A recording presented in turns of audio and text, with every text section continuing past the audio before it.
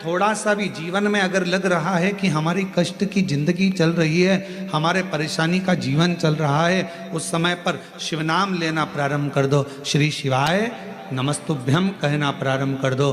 धीरे धीरे उसका नाम उच्चारण करना प्रारंभ कर दो। घर के दरवाजे पर श्री शिवाय नमस्तुभ्यम लिख दो। गाड़ी पर, बंगले पर, दुकान पर, जायदाद पर उसका नाम लिख दो कि अब हमारे बस का नहीं है, लोग हमको तकलीफ दे रहे हैं, कष्ट दे रहे हैं, अब दुनिया हमारे से नफरत कर रही है, पर मेरे बाबा तू मुझे निभा लेना। पूरी जमीन, जायदाद, मकान, गाड़ी, खुद सब कर श्री शिवाय नमस्तुभ्यम लिख दो, उसके सुप्रत कर दो। एक बहन ने एक पत्र लिखा था कल कि रुद्राक्ष क्यों पहना जाता है, तुलसी की माला क्यों पहनी जाती है। रुद्राक्ष पहनने का कारण क्या है, तुलसी की माला पहनने का कारण क्या है, क्यों रुद्राक्ष पहना जाए, क्यों तुलसी की माला पहनी जाए, उसका कारण क्या है। हम आपसे पूछते हैं, सब बोलना। एक कटोरी में शक्कर ले लो, ठीक है, उसमें तुलसी का थोड़ा सा दल डाल दो, क्या बन गया, जम के बोलो, प्रसाद बन गया। भोजन है, भोजन की थाली में जब तक तुलसी का दल नहीं डाला तब तक वो प्रसाद नहीं हुआ। तुलसी का एक पत्ता, थोड़ा सा दल भोजन की थाली में डल गया, क्या बन गया, प्रसाद। इतना बड़ा भगोना भरकर नुक्ति बनी है, सेव बना है, प्रसाद बना है, उसमें थोड़ा सा तुलसी का दल डाल दो, क्या बन गया, प्रसाद बन गया। अब शिव का प्रसाद कैसे बनता है, तो कहा भगवान के प्रसाद में जो सामग्री हो उसमें बेलपत्री डाल दीजिए, रुद्राक्ष का भाग उसके अंतर्गत, अर्थात भगवान शंकर स्वयं मां महागौरी से कहते हैं, हे महागौरी, हे गौरी, हे महागौरी। जैसे तुलसी भोजन में डालने पर प्रसाद बन जाती है, उसी तरह संसार का मनुष्य जब किसी रुद्राक्ष को अपने गले में धारण करता है तो वो मेरे लिए प्रसाद बन जाता है, मेरा अपना बन जाता है, उसको मैं स्वीकार कर लेता हूं, वो मेरा अपना है। अब प्रसाद को आप लोग नाली में फेंकते हो क्या, प्रसाद को आप गटर में फेंकते हो क्या, प्रसाद को आप कहीं गलत जगह डालते हो क्या, नहीं, क्योंकि वो प्रसाद बन गया। गले में अगर रुद्राक्ष की माला आ गई, एक रुद्राक्ष तुम्हारे गले में लाल धागे में पड़ा हुआ है, तुलसी की माला तुम्हारे गले में पड़ी हुई है, आप भगवान का प्रसाद हो। अगर चलते फिरते मौत का किसका ठिकाना, मृत्यु का किसको भरोसा, कब प्राण छूट जाए। अगर हमारे गले में रुद्राक्ष पड़ा है, तुलसी की माला पड़ी है और हमारे प्राण छूट भी गए तो हम वो प्रसाद हैं कि हमें नरक में नहीं पटका जाएगा, गलत जगह पर नहीं पटका जाएगा, हमको श्रेष्ठ जगह पर रखा जाएगा। प्रसाद को नाली में नहीं डालते, प्रसाद को गटर में नहीं डालते, रुद्राक्ष पहनने वाला, तुलसी की माला धारण करने वाले को गलत जगह पर नहीं भेजा जाता, गलत जगह पर। आप गले में अगर रुद्राक्ष धारण करते हो तो शिव का प्रसाद हो। और जितने शिव भक्त इस ऑनलाइन शिव महापुराण की कथा को आस्था चैनल पर श्रवण कर रहे हैं, फेसबुक यूट्यूब पर सुन रहे हैं और सोशल मीडिया पर इस कथा को अगर श्रवण कर रहे हैं, तो उनसे कहूँगा अपने गले में एक रुद्राक्ष अवश्य डालो। तुलसी की माला भी अगर है तो भी एक रुद्राक्ष जरूर डालो। क्यों?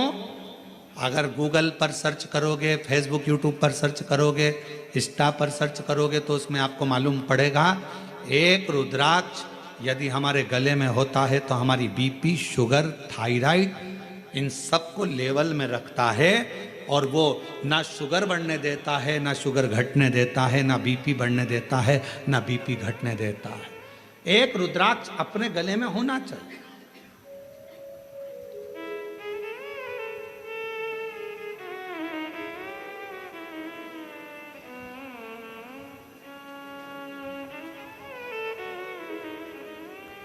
एक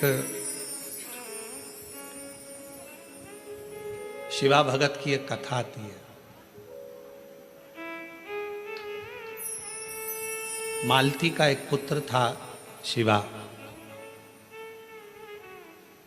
उसको लोग शिव कहते थे। क्यों? क्योंकि मालती के घर में कमाने वाला कोई नहीं था, ससुर के प्राण छूट गए थे, पति शरीर से विकलांग था और मालती मेहनत करती, परिश्रम करती। घर में एक बेटे का जन्म हुआ जिसका नाम शिव के ऊपर शिवा रखा।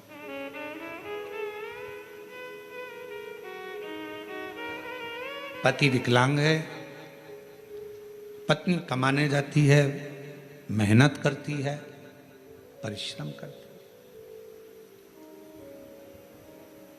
एक अगर घर में तकलीफ है, घर में कष्ट है, परेशानी है, कलिकाल का समय है, कलयुग का समय है, शास्त्र कहता है कि इस कलिकाल में धर्म पत्नी को पति के कदम से कदम मिलाकर साथ देना चाहिए, मेहनत में, परिश्रम में आगे रहना चाहिए।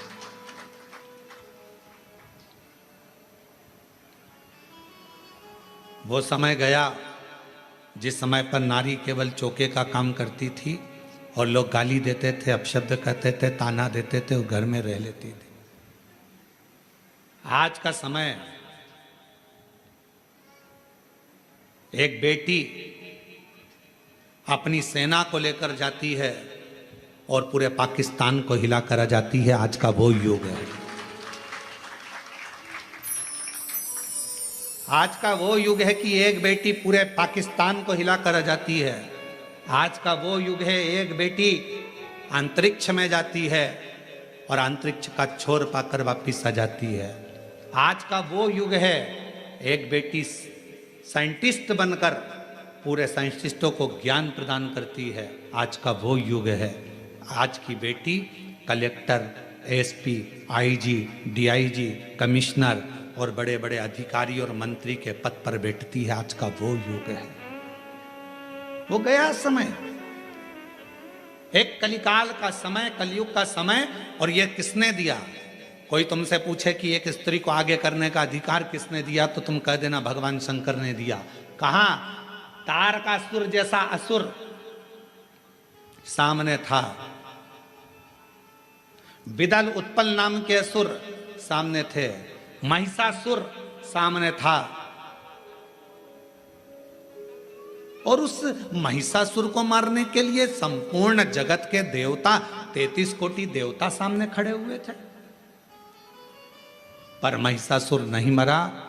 आखिरी में विदल उत्पल को मारने के लिए भी मां जगत जननी जगदम्बा को आगे करा गया और महिषासुर को मारने के लिए भी जगदम्बा को आगे करा गया। शंकर भगवान ने कितना सुंदर शब्द किया। पार्वती जी कहती हैं मैं आगे बढ़ूं, शंकर जी कहते हैं एक स्त्री पुरुष से ज्यादा बल रखती है, क्यों चिंता करती हो? एक लाइन आती है, तेरे भक्त जनों पर माता वीर पड़ी है भारी, दानव दल पर टूट पड़ो मां करके सिंह सवारी, सो सिंहों से बलशाली, अष्ट भुजाओं वाली, दुखियों के दुख लेने वाली, ओ मैया हम सब उतारे तेरी आरती। कितने सिंह? जम के बोलो जरा, फिर से लाइन बोलो, सो सिंहों से बलशाली, अष्ट भुजाओं वाली, दुखियों के दुख लेने वाली। 100 सिंहों से तू बलशाली है जगत जननी, 100 सिंहों से। आप जरा विचार करिएगा, किसी व्यक्ति को अगर संबोधित किया जाता है ये तो शेर है, मतलब वन ओनली एक, और बहू को सम्मानित किया जाता है, 100 पे भारी है। बोलो सही है कि गलत है? एक व्यक्ति को संबोधित किया जाता है, वन ओनली, शेर है। और अगर स्त्री को संबोधित किया जाता है तो कभी कभी सास भी कह देती है मेरी बहू तो 100 पे भारी। किसकी सुने? 100 पर भारी। इतनी बोलती है, इतना बोलती है कि 100 लोग बोले इतना बोलती है, इतना तेज है, इतनी तेज, पूरा मार्केट करके गाड़ी उठाए, भुड़ भुड़ करके जाए, पूरा मार्केट करके 100 पर भारी।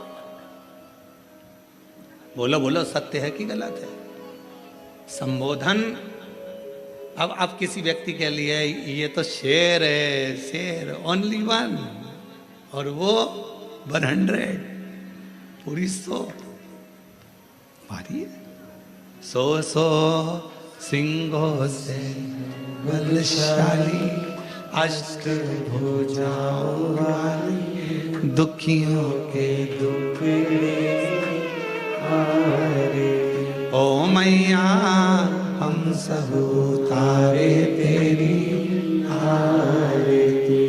अब 100 सिंहों के बराबर उसमें बल है।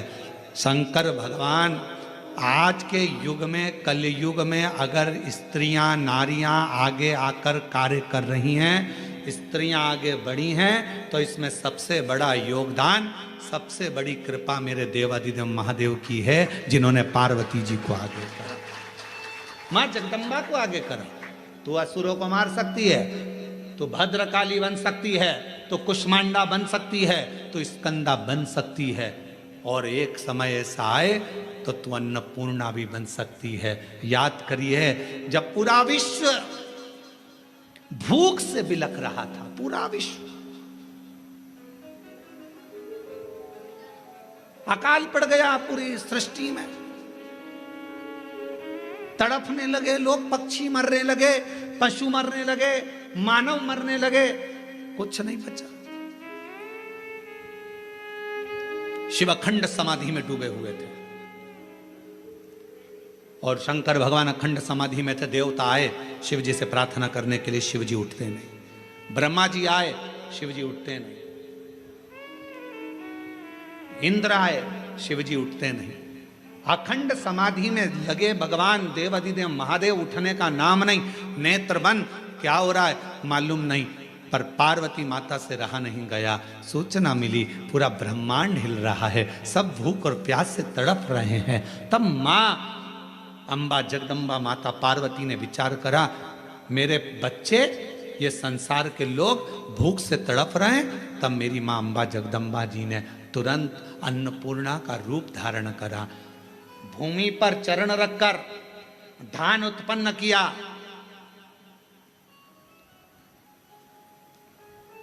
धान उत्पन्न किया और चरण रखकर धान लेकर मेरी मां थोड़ा सा अन्न का भाग लेकर, जो मेरी अन्नपूर्णा माता ने जीवों का भरण पोषण करना प्रारंभ करा, तो माता जी को अन्नपूर्ण सदा पूर्ण शंकर प्राण वल्लभ है। भगवान शंकर की प्रिया मां जगत जननी पार्वती जी जगत का भरण पोषण करने वाली हो गई। भगवान शिव के नेत्र खुले, शंकर भगवान के नेत्र खुलते से ही उनको भी, जब बहुत हजारों वर्ष की तप साधना कर ली, तो उठते से ही कुछ भूख से भाव में आई, भोजन का भाग मांगने के लिए स्वयं अन्नपूर्णा के दरवाजे पर चले गए। स्वयं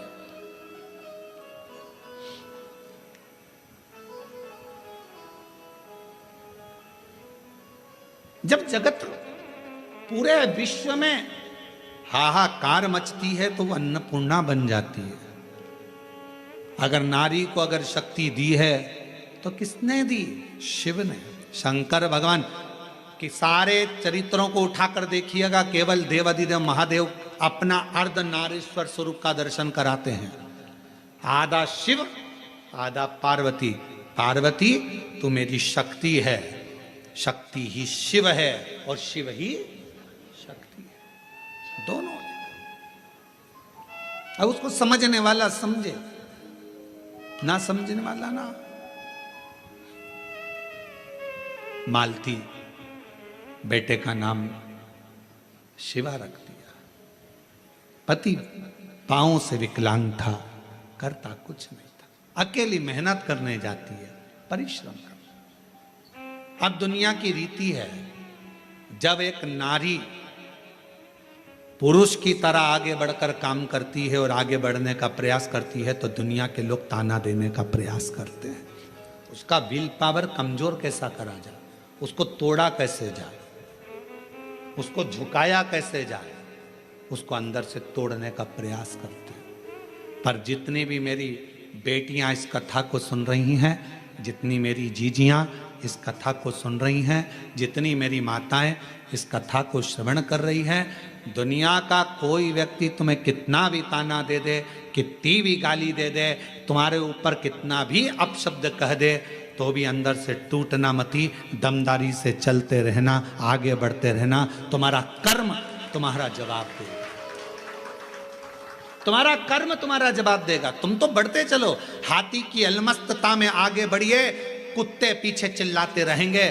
कुत्तों की वो औकात नहीं होती जो सामने आकर भोग दें, कुत्ता हमेशा पीछे ही भोगता है। तुम अपनी अलमस्ती में चलो मेरी बहनों, तुम अपनी अलमस्ती में चलिए मेरी जीजियों, अपनी लगनता, अपनी कर्मता। मैं मेहनत करूंगी, पढ़ाई करूंगी, परिश्रम करूंगी, मैं आगे बढ़ूंगी। लोग ताना देंगे, अपशब्द कहेंगे, गालियां देंगे, आपके बारे में आड़ा टेढ़ा विचार रखेंगे, पर आप एक हाथी की तरह बढ़ते चले जाना, क्योंकि कुत्ता पीछे ही भौंकता है, हाथी के सामने नहीं आ पाता। कुत्ते का काम है पीछे भौंकना, वो हाथी के सामने नहीं आ पाता, क्योंकि कुत्ते को भी मालूम है कि हाथी के पांव में वजन है, सामने आऊंगा तो दुमस देगा, इसलिए कुत्ता केवल पीछे ही भौंकता है, उसकी वहीं तक सामर्थ्यता है।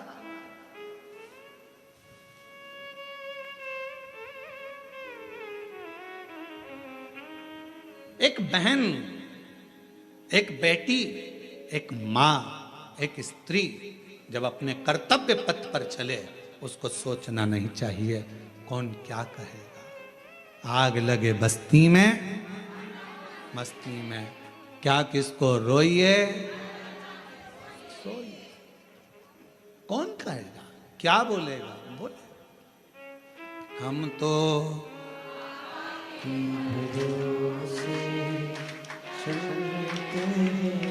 हम तो बाबा के भरोसे चलते हैं, ये दुनिया वाले जलते हैं, ये दुनिया वाले जलते हैं, डमरू वाले के भरोसे चलते, काशी वाले के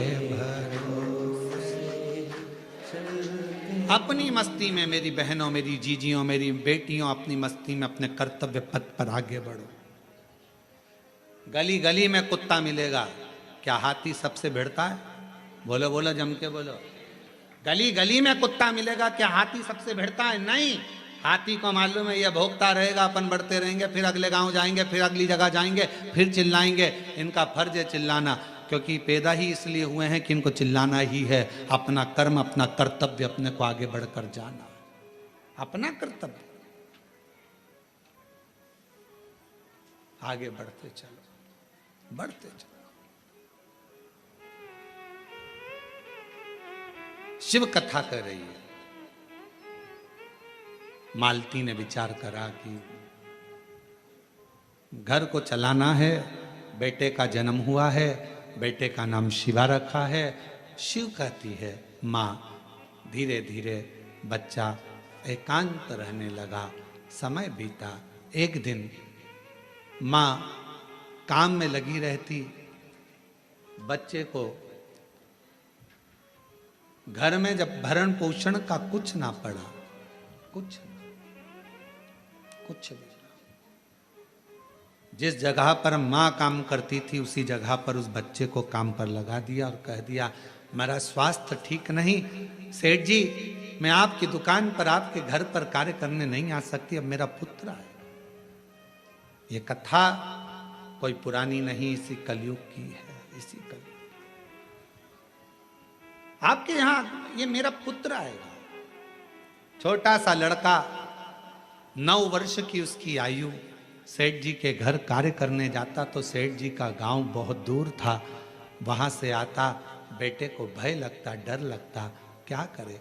माँ के पास आकर बोला, माँ सेठ जी कभी रात्रि को छोड़ते अकेले जंगल में आने में मुझे भय लगता है। माँ कहती, क्या भय? हाथ पकड़ा बेटे का माँ ने, शंकर भगवान के शिवालय में लेकर गई, शिव जी के गले में पड़ी हुई रुद्राक्ष की माला निकाली, माला निकालकर बेटे के गले में डाल दी और कह दिया, केवल तू अकेला नहीं, तेरा महादेव तेरे साथ चलेगा, हर पल हर घड़ी हर क्षण रहेगा।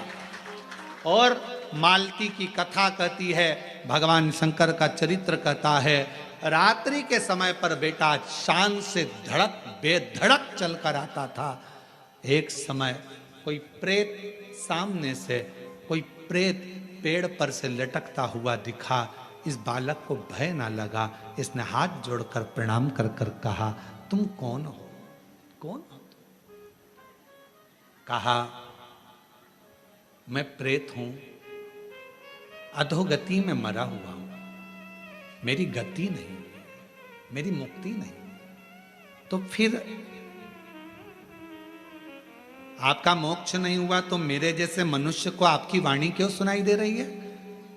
प्रेत का शब्द एक एक शिव भक्त के हृदय में बैठना चाहिए। इस प्रेत के शब्द को, प्रेत कहता है मैं मनुष्य जैसी वाणी नहीं बोल सकता था, प्रेत कहता है मैं आपसे बात नहीं कर सकता था क्योंकि मैं प्रेत हूं, पर आप रोज प्रतिदिन रुद्राक्ष की माला को धारण कर कर यहां से निकलते हो। आपके जाने के बाद आपके चरण की जो रज है, धूल, वो उड़ती है, पेड़ों की पत्ती पर जाती है, वो हवा में मुझे मिलती है। उसके कारणवश मुझे थोड़ा सा बल मिला है, जिससे मैं बोल भी सक रहा हूं और आपसे बात भी कर सक रहा हूं। ये मुझे बल मिला है। क्या चाहते हो? क्या चाहते हो? बस एक निवेदन है, कभी मौका मिले तो इस पथ से आपसे निवेदन है कि आप इस पथ से जाना बंद ना करिएगा। जब भी मौका मिले इस पथ से जरूर जाइएगा। उस शिवा पुत्र ने कह दिया, मैं जरूर जाऊंगा। निकलते रहे, निकलते रहे, निकलते रहे, निकलते रहे, निकलते रहे, उसी पथ से निकलते रहे। एक दिन वो प्रेत योनि से छूट गया, देव योनि में आ गया। कानों में कुंडल धले थे, सिर पर मुकुट पहना था, गले में हार पहना था, सुंदर पीतांबर पहना हुआ था और सुंदर हाथ में एक शस्त्र लिया हुआ था। हाथ जोड़कर खड़ा हो गया, आज मैं प्रेत योनि से मुक्त होकर देव योनि में आ गया। ये आपकी कृपा है। उस शिवा पुत्र ने कहा, मेरी कृपा कैसे? मैंने तो कुछ करा ही नहीं, बस आपके गले में पड़े हुए रुद्राक्ष को पहनकर आप जाते थे और आपके रज से मैं कृतार्थ होता चले गया, मेरा उद्धार होता चले गया। उस प्रेत ने जो कहा, कितनी सुंदर बात कही। अगर रुद्राक्ष पहनकर कोई संसार का मनुष्य किसी मार्ग से निकल कर जाता है तो ना जाने कितने कितने प्रेतों का और जीवों का कल्याण करते करते जाता है। सांसारिक मनुष्य की तो बात ही दूसरी है। और शंभु शरण मांगो दुख काटो दया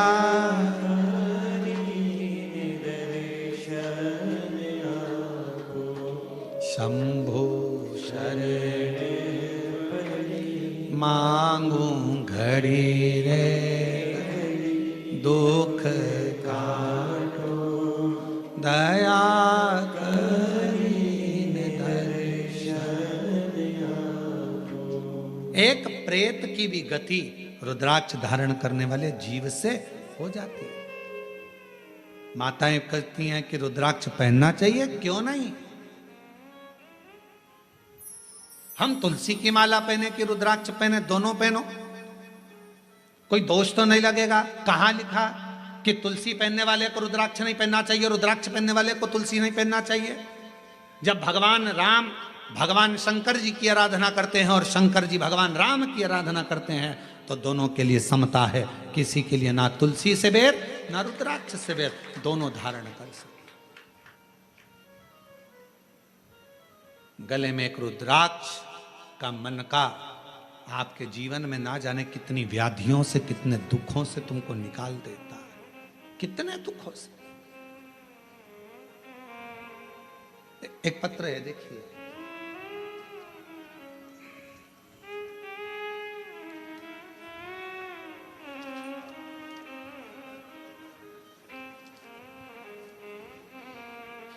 रुक्मणी पटेल, शिव नारायण पटेल, ग्राम रामपुर, जिला कोरबा, रामपुर करतला, छत्तीसगढ़ से हैं। 12 वर्ष तक मेरे यहाँ संतान का सुख नहीं हुआ। हमने मेडिकल टेस्ट कराया, टेस्ट बेबी करवाया, सब कुछ करवाया, पर संतान का सुख नहीं हुआ। तब किसी ने कहा कि सफेद आंकड़े की जड़ का प्रयोग करो और भगवान शंकर का पशुपति व्रत करो, टीवी पर कथा आती है वो सुनो। हमने सब कुछ किया।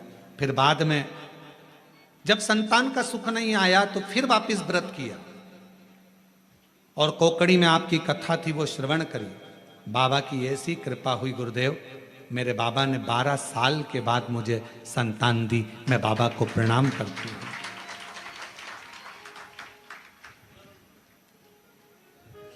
एक पत्र और बड़ा सुंदर है।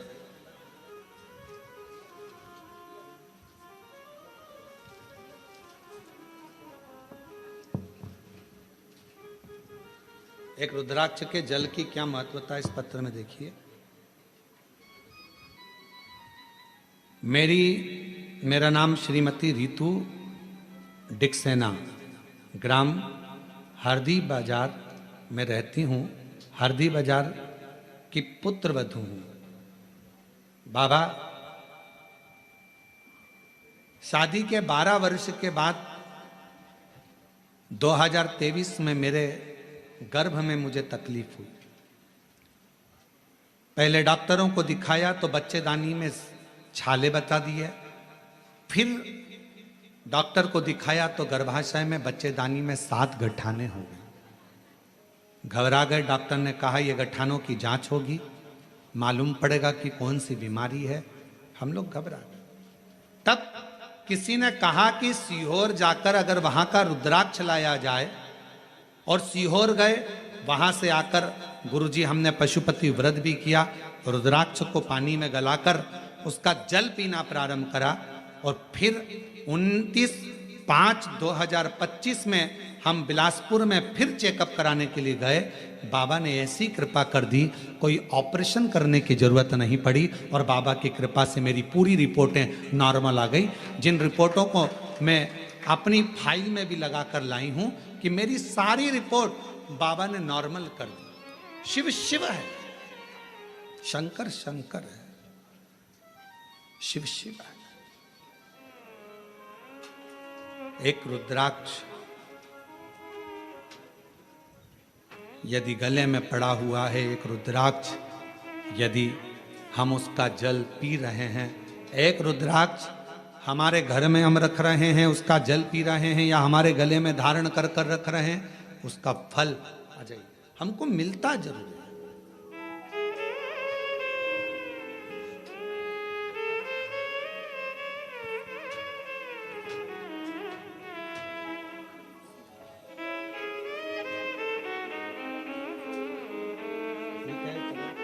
इसको हो गया था प्रॉब्लम, ठीक है, आप ही को तकलीफ हो गई थी। बच्चादानी में 7 गठाने हो गई थी और छाले पूरे बच्चादानी में हो गए थे। डॉक्टर की कृपा, भगवान शिव की करुणा और साथ में शिव की उदारता से रुद्राक्ष के जल से आज पूरी बच्चेदानी की गठाने भी गल गई, छाले भी समाप्त हो गए और शिव की कृपा। और तेरी कृपा का क्या है भरोसा, कब किस पर हो जाए, जरा सी हम पर कर दो, जरा सी हम पर कर दो। तेरी कृपा का क्या है भरोसा, कब किस पर हो जाए, जरा सी हम पर कर दो, जरा सी हम पर कर दो। जिस पर भी हो गई तेरी कृपा करुणा वो भव पार हुआ, भव पार हुआ। पापी हो चाहे जितना उसका भी बाबा उद्धार हुआ, उद्धार हुआ। गिद्ध अजामिल गणिका जैसे तेरे मन को भा, जरा सी हम पर कर दो, जरा सी हम पर कर दो। तेरी कृपा का क्या है भरोसा, कब किस पर हो जाए, जरा सी हम पर कर दो, जरा सी हम पर कर दो। शिव कृपा, शिव करुणा। एक छोटा सा रुद्राक्ष गले में पड़ा रहने, डले रहने, कितनी कितनी तकलीफों से, कितने कितने दुखों से, कितने कितने कष्ट से वो रुद्राक्ष आपको निकाल देता, कितने कष्टों से।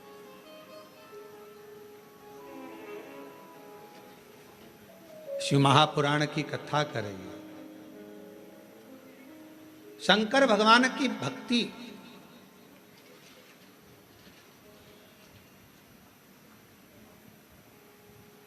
किसी का भला करने में और भगवान शंकर का भजन करने में धन मूल नहीं, मन मूल है। मन, आप कितना भजन करते हो, धन से भगवान कभी प्रसन्न नहीं हो सकता।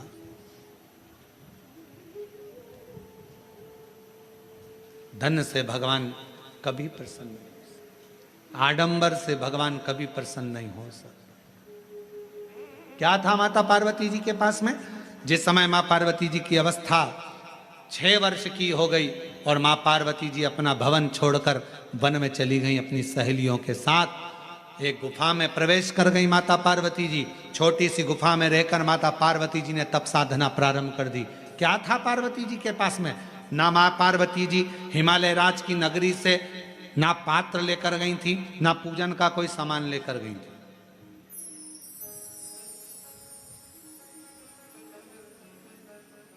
कोई वस्तु माता पार्वती जी लेकर नहीं गई।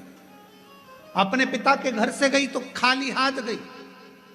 अपनी सहेलियों के साथ, सखियों के साथ गुफा में बैठकर भगवान का तप करने बैठ गई। जब पार्वती जी ने देखा कि मैंने हजारों समय निकाल दिया, वर्ष निकाल दिया, शिव जी प्रसन्न नहीं होते, शंकर भगवान सामने आते ही नहीं। और आपको पहले भी कथा में कहा, तप से भगवान को प्रसन्न करना कोई साधु, कोई सन्यासी, कोई तपस्वी, कोई साधक, कोई उपासक तप से भगवान को प्रसन्न कर सकता है। योग से, साधना से भगवान को कोई तपस्वी साधक प्रसन्न कर सकता है। आप और हम तो कलयुग में रहने वाले हैं। आप तप करते हो क्या? आप करते हो तो बात दूसरी, हमसे तो नहीं बन पाता। हमसे तो केवल एक ही काम बनता है, सारी समस्या का हल जल। तप हमसे भी नहीं बनता। कोई हमसे कहे तुम साधना में बैठते हो, नहीं साहब, हम तो एक ही काम करते हैं। जय सुबह से लेकर शाम तक जितना समय मिलता है, श्री शिवा नमस्तु, श्री शिवाय नमस्तु। फिर कोई पूछे आपने क्या खाना छोड़ दिया, आप क्या फलाहार करते हो, तो हम जहाँ रुके हुए हैं वहाँ आकर हमारी जीजियों से पूछना, जो प्रसाद बनाती हैं उनसे पूछना क्या व्रत रखते हैं? नहीं, भोजन करते 2 रोटी सुबह, शाम को 1.5 रोटी, इससे ज़्यादा नहीं। भजन का बल, स्मरण, अपनी भक्ति। और छत्तीसगढ़ आते हैं तो चावल जरूर खाते हैं, वो जरूर पाते हैं। बाकी की जगह पर अगर कथा करने जाते हैं तो अपना सुबह का 2 रोटी है, शाम की 1.5 रोटी है, चावल प्रसाद भी नहीं लेते। कोई बाजार का तुम्हारा मीठा मीठा कुछ आप पूछिएगा, जो प्रसाद बनाते हैं कोई मीठा मीठा बाजार का नहीं, कोई चीज़ें नहीं, केवल साधारण भोजन, बाबा का भजन और आनंद। इससे ज़्यादा क्या करना? भक्ति करो, भजन करो, स्मरण करो, कीर्तन करो, मंत्र जाप करो, श्री शिवाय नमस्तुभ्यम जपते जपो। जितना भजन कर सकते हो उतना करो, जितना मंत्र जाप कर सकते हो उतना।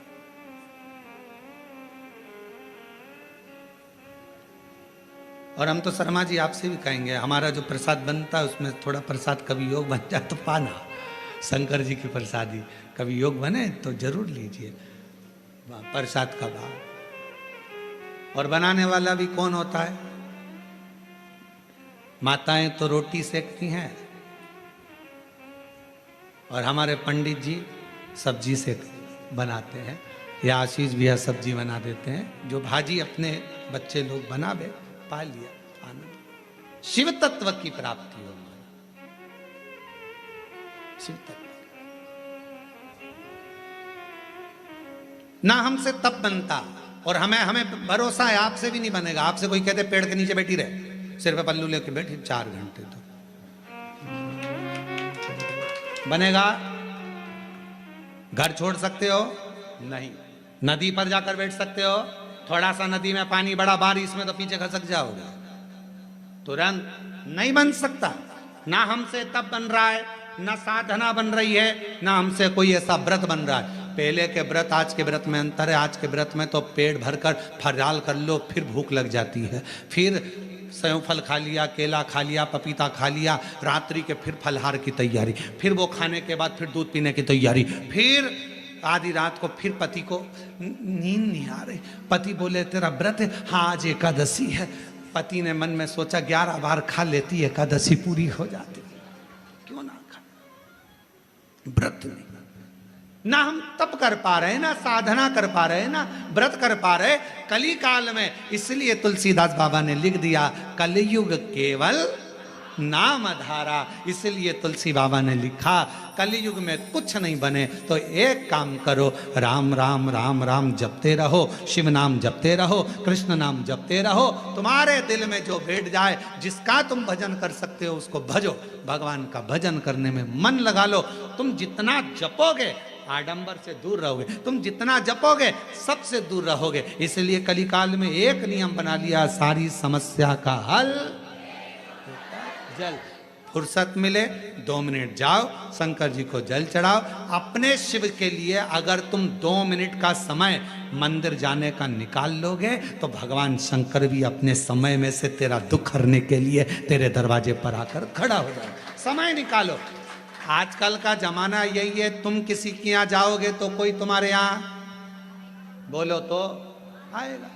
बहन के घर शादी में जाओगे तो बहन तुम्हारे घर शादी में, तुमने अपनी बहू को भेज दिया तो वो भी बहू को भेज देगी। और तुम्हारे जाने में और बहू के जाने में अंतर है। बहू शादी में जाती है, काम वाम नहीं करती, कुर्सी पर डेंटिंग पेंटिंग करके बैठ जाती है। काम करेगी क्या? नहीं। मौसी सास की आई है, फैलारा पड़ा है तो पड़े रहने दो, सामान पड़ा है तो पड़े रहने दो। पर बहन के घर शादी में बहन जाती है, जितना सामान आता है, कपड़े आए, मायरे का सामान आया, सारा सामान संभालती है। मिठाई के डब्बे इधर रखेगी, बर्तन उधर रखेगी, सामान उधर रखेगी, बहन संभालेगी, बहू नहीं।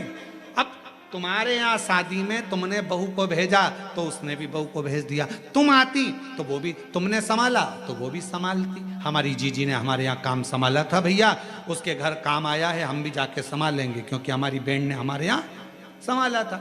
उसी तरह जैसे तुम अपने रिश्तेदार को शादी में भेजते हो तो वो अपने रिश्तेदार को भेजता है।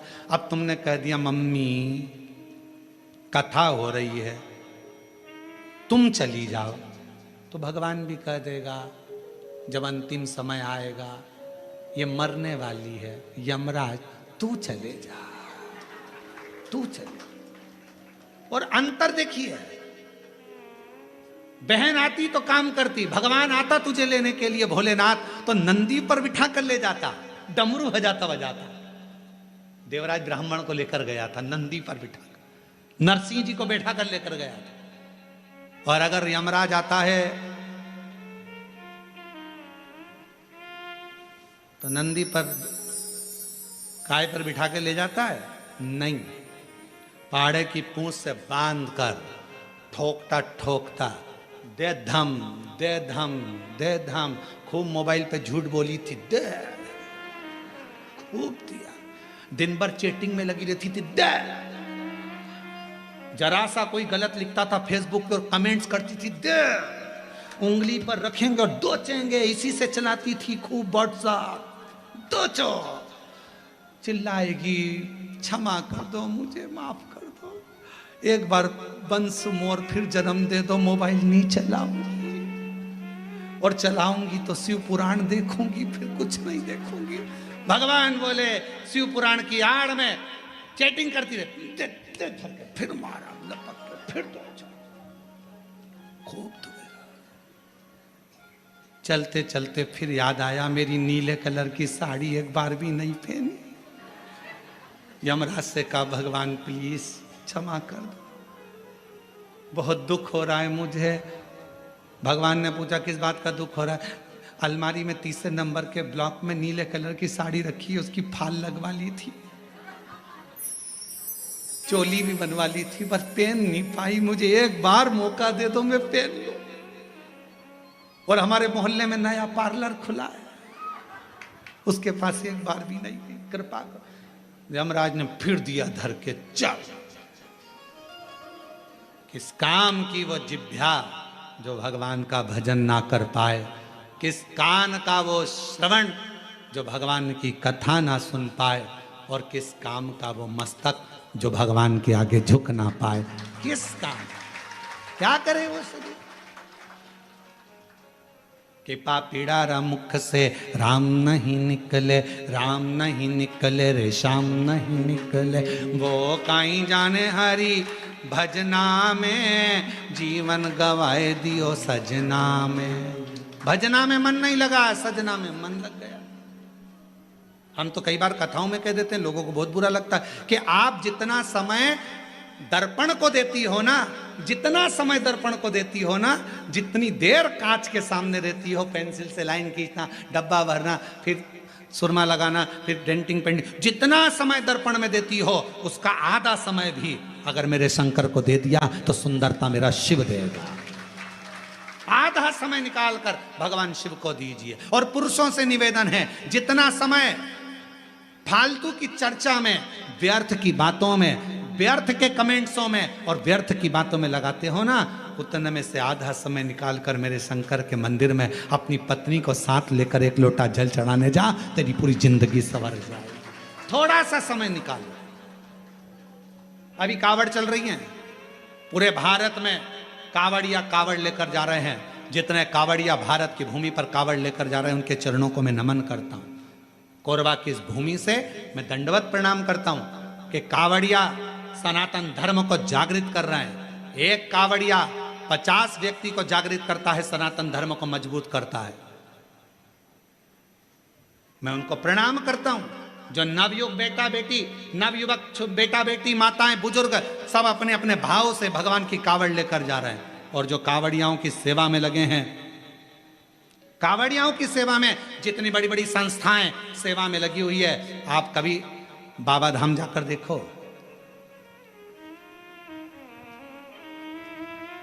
गए हो आप लोग बैद्यनाथ जी? बाबा धाम बैद्यनाथ गए? कावड़ भर के आए हो पहले कभी?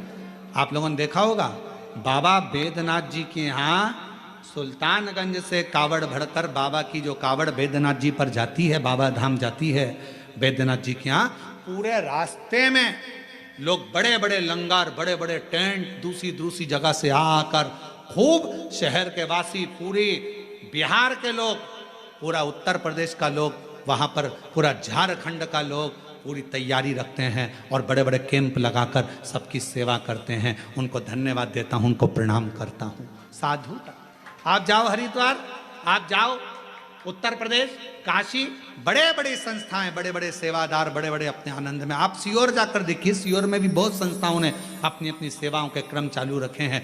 करा रहे लोगों का मुख झूठा, किसी को पानी पिलाना, किसी को चाय पिलाना, किसी को नाश्ता कराना, अपने आनंद के साथ कर रहे हैं, भगवान की भक्ति के साथ। देखो, और कुछ लोग संसार में ऐसे भी पैदा हुए हैं जो कावड़ भरने के लिए जा रहे हैं तो क्यों जा रहे हैं, क्यों टाइम बर्बाद कर रहे हो, क्यों कर रहे हो, क्यों लंगर चला रहे हो, क्यों भंडारा कर रहे हो, उसमें भी तकलीफ उनको हो रही। क्यों? क्योंकि ये सनातन धर्म को कभी मजबूत होता नहीं देख सकते, कभी। इन्होंने जिंदगी भर केवल एक ही कसम खाई है कि हम सनातन को नीचे ले जाएंगे, ऊंचा नहीं। सनातन को ऊंचा ले जाने का प्रयास करो। इस भारत की भूमि को फिर विश्व गुरु बनाने का प्रयास करो। इस भारत की भूमि को फिर श्रेष्ठ बनाने का प्रयास, अग्रता रखिए। साधुता है। और भारत की भूमि पर ऐसे ऐसे मुख्यमंत्री हुए हैं जो कावड़ियाओं पे फूल की वर्षा कर रहे हैं। साधुता है इनको, बहुत बहुत साधुता। शिव तत्व को पहचान। भगवान को पाने के लिए धन की जरूरत नहीं, मन की जरूरत है, संपदा की जरूरत नहीं है। आपका मन जितना प्रबल होगा, शिव उतना ही जल्दी। मेरे शंकर भगवान को राजी करने के लिए मां जगत जननी जगदम्बा एक गुफा के अंदर प्रवेश कर गई। माता के पास में कुछ भी नहीं, पिता के पास से कुछ भी लेकर नहीं, कुछ भी नहीं, कोई वस्तु नहीं, कोई सामग्री नहीं, खा लिया। संसार की रीत है, मुट्ठी बांधे आया जग में। बोलते जाओ, आप लोगों को मालूम होगा। मुट्ठी बांधे आया जग में, लोग कहते हैं हाथ पसारे जाएगा। क्या तू लेकर आया जग में, क्या तू लेकर जाएगा। परशु महापुराण की कथा कहती है, मुट्ठी बांधे आया जग में, हाथ पसारे जाएगा, पर क्या लेकर आया इसका तो नहीं मालूम। पर इतना जरूर है, जो पुण्य तूने करा, जो सत्कर्म तूने करा, जो तूने भूखे को भोजन, प्यासे को पानी पिलाया, वो तेरे साथ जरूर जाएगा। तेरा सत्कर्म तेरे साथ जरूर जाएगा। तेरा सत्कर्म बंद है, बंद है दोनों। तेरा सत्कर्म तेरे साथ जाएगा, तो अच्छा कर्म कर। और जितने अच्छे कर्म से, जितने अच्छे कर्म के अनुसार, जितने कर्म के अनुकूल तू अच्छा कर्म करेगा, उसके अनुकूल तेरे को फल जरूर मिलेगा। फिर निवेदन, मत बुरे कर्म कर बंदे, वरना पछताएगा। भगवान की आंखों से तू बच नहीं पाएगा, तू बच नहीं पाएगा। अरे ओ अज्ञानी मत करना दानी, अरे ओ अज्ञानी मत करना दानी। तेरे कर्म का फल भी तू ही पाएगा, जैसा किया तूने तेरे आगे आएगा। मत बुरे कर्म कर बंदे, वरना पछताएगा। भगवान की आंखों से तू बच नहीं, हो गया, तू बच नहीं पाएगा। अरे ओ अज्ञानी मत करना, अपने कर्म का दंड अपने को भोगना। पर दुनिया को अपना कर्म दिखता कहाँ है?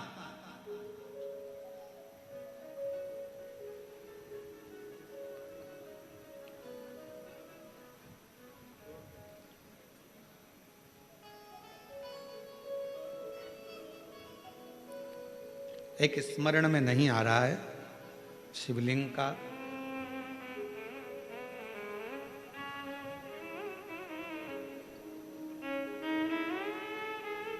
ओमकारेश्वर में कौन कौन गया है? ओमकारेश्वर गए हो आप लोग? ओमकारेश्वर की, फिर बंद हो गए। ओमकारेश्वर की जब आप परिक्रमा करेंगे और ओमकारेश्वर की परिक्रमा करते समय जब आप ऊपर पहाड़ी की ओर बढ़ेंगे,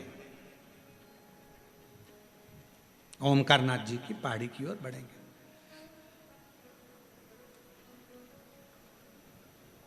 एक गौरी केदार मंदिर आता है, गौरी शंकर मंदिर।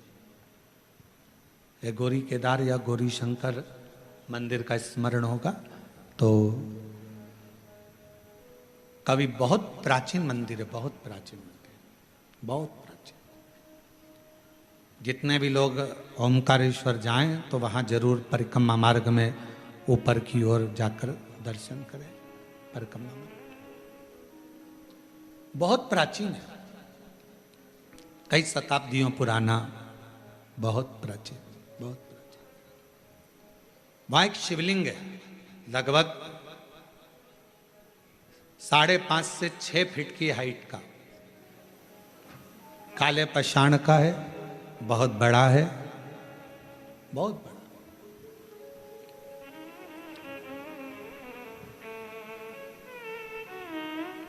जब मुगलों का राज्य हुआ, उस मंदिर में शंकर भगवान के शिवलिंग में एक बड़ा सा दर्पण लगा हुआ था, एक हीरा लगा हुआ था, एक बड़ा सुंदर दर्पण, बड़ा सुंदर हीरा लगा हुआ, हीरे से परिपूर्ण था शिवलिंग। उस दर्पण का काम क्या था?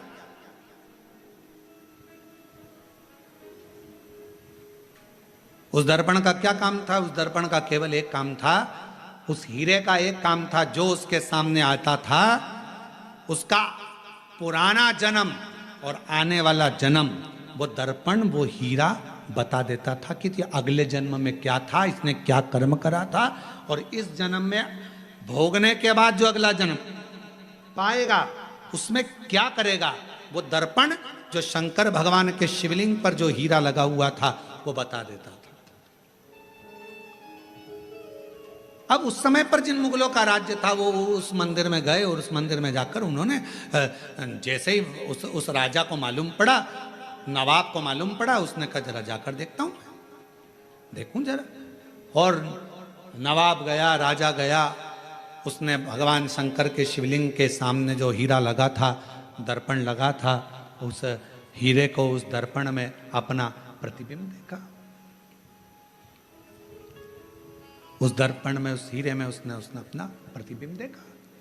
और जो उसने प्रतिबिंब देखा,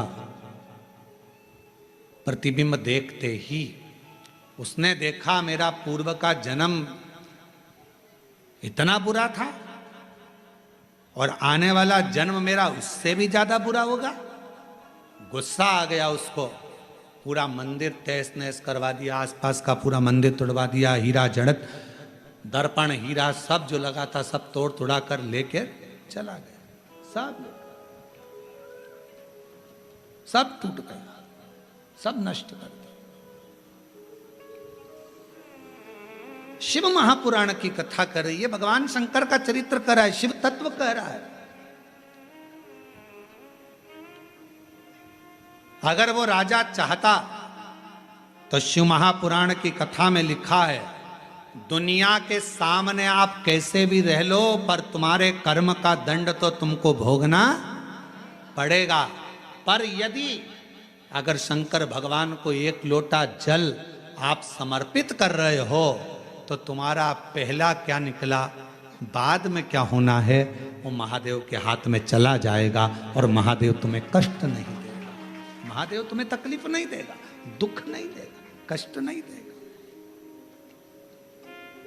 फिर वही लाइन आ गई स्मरण में कि मत बुरे कर्म कर बंदे वरना पछताएगा, भगवान की आंखों से तू बच नहीं पाएगा, तू बच नहीं पाएगा। अरे ओ अज्ञानी मत कर नादानी, अरे ओ अज्ञानी मत कर नादानी, तेरे कर्म का फल भी तू ही पाएगा, जैसा किया तूने तेरे आगे आएगा। मत बुरे कर्म कर बंदे वरना पछताएगा, भगवान की आंखों से तू बच नहीं पाएगा, तो बच नहीं पाएगा। शिव महापुराण की कथा कर रही है, भगवान शंकर का चरित्र कर रहा है। कोई दिखावा, कोई धन, कोई दौलत पार्वती जी लेकर नहीं गई। तप करने के लिए मां पार्वती जी बैठी, तब से शिव प्रकट नहीं हुए। साधना करने पार्वती जी बैठी, प्रकट नहीं हुए। सारा व्रत, सारा उपास, सारी साधना, सारा तप पार्वती जी ने कर लिया, शिव प्रकट नहीं हुए। तब सखी ने कहा, तब सखी बोली, सहेली ने कहा, पार्वती मैंने सुना है शंकर भगवान एक लोटे जल से प्रसन्न हो जाते हैं। आप जितने आस्था चैनल पर कथा सुन रहे हैं, जितने देश विदेश में कथा सुन रहे हैं, जितने मोबाइल पर कथा सुन रहे हैं, बड़े सावधानी से सुनना। लोग कहते हैं सारी पुराण हमने सुनी, सारे शास्त्र हमने सुने, सारे वेद हमने सुने, हमने सारे उपनिषद सुने, पर ये शिव महापुराण की कथा में ऐसा क्या है कि लोग जाकर बैठते हैं और उनके मन के मुराद पूर्ण हो जाते हैं, उनके मन की कामना पूर्ण हो जाती है। इसमें ऐसा क्या है? किसी पुराण में भगवान ने वचन नहीं दिया, केवल एक शिव महापुराण 18 पुराण में से ऐसी है जिसमें शंकर भगवान तुमरुका जी को वचन देते हैं, सुनो तुमरुका, कलिकाल में, कलयुग में देवता हो, असुर हो, राक्षस हो, किन्नर हो, गंधर्व हो, मनुष्य हो, पशु हो, पक्षी हो, जलचर हो, थलचर हो, इस शिव महापुराण की कथा को जो पंडाल में बैठकर श्रवण करेगा या किसी भी माध्यम से कहीं पर भी बैठकर मेरी इस पवित्र कथा को सुनेगा, फिर उसके घर की, उसकी जवाबदारी मेरी होगी और उसका कष्ट मिटाने की जवाबदारी मेरी होगी। मैं ये वचन देता हूं, ये मैं वचन देता हूं आपको।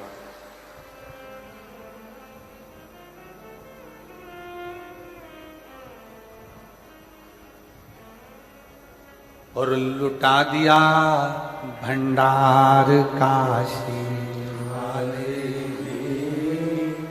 कर दिया माला काशी वाले, जो जैसी भावना वो वैसा ही फल पाया, जो जैसी भावना वो वैसा ही फल पाया, नहीं खालियों से लौटाया, वो मन ही मन हर्षाया, नहीं खालियों से लौटाया, वो मन ही मन हर्षाया, और कर दिया माला माल काशी वाले रे, लुटा दिया भंडार काशी वाले। भले 4 वेद हों, भले 6 शास्त्र हों, भले 18 पुराण हो, भले 108 उपनिषद हों, पर इन सभी में भगवान ने वचन नहीं दिया है।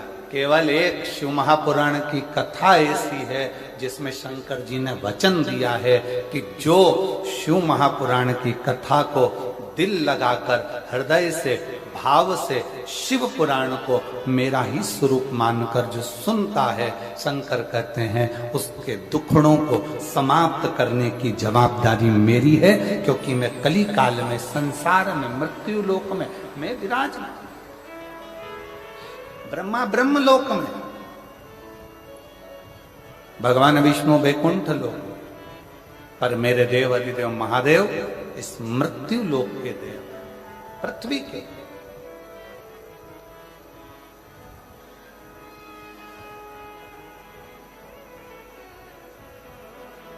जैसे पंथ और सनातन धर्म,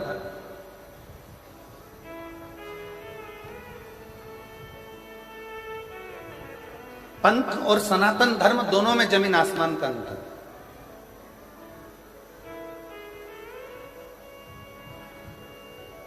पंथ में कुछ चीजें एक जैसी होती, जैसे किताब एक, देवता एक, पूजन स्थल एक,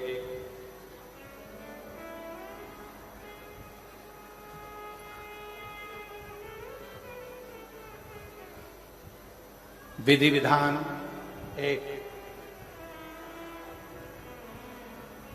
पंथ में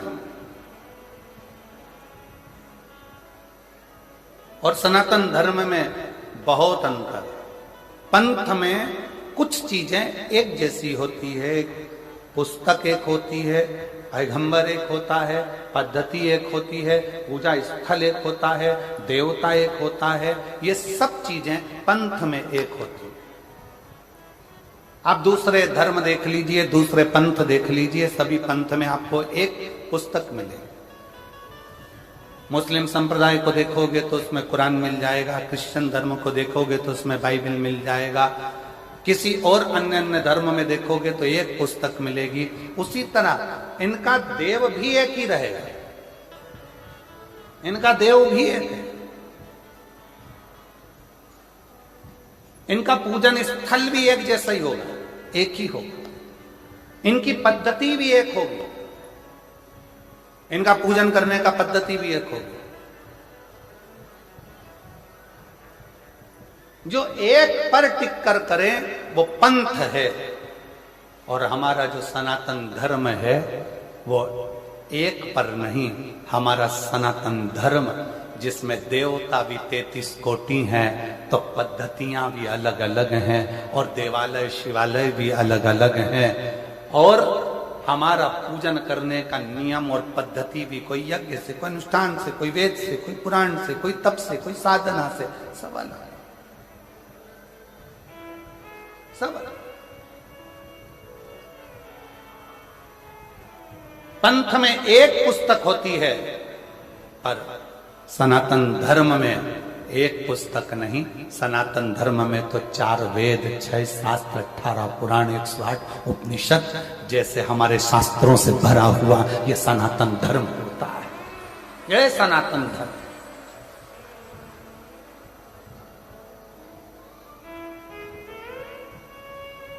अब चलो बहुत अच्छी तरह से समझ लेना। कई लोग कहते हैं तुम्हारे सनातन धर्म में 33 कोटि देवता है, कोई कहता है तुम्हारे सनातन धर्म में शंकर जी हैं, राम जी हैं, हनुमान जी हैं, तो ये गणेश जी हैं, तो ये देवता, तो वो देवता, तो इतने सारे देवता हैं। अब हम आपसे पूछें, सावधानी से बताइएगा, जिनका एक लड़का और वो चले गया मुंबई, या वो नौकरी करने चले गया दुबई, अब तुम पड़ गए बीमार, और एक ही लड़का,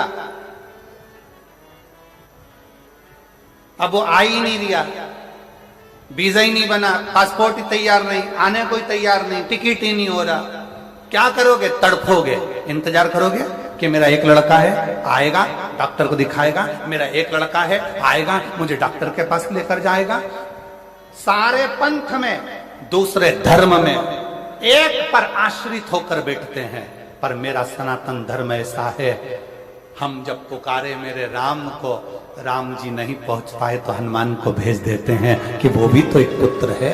हनुमान ना आए पाए, शिव को भेज देते हैं, शंकर ना आ पाए, कृष्ण को भेज देते हैं। इसलिए सनातन धर्म की शाखा को मजबूत किया जाता है।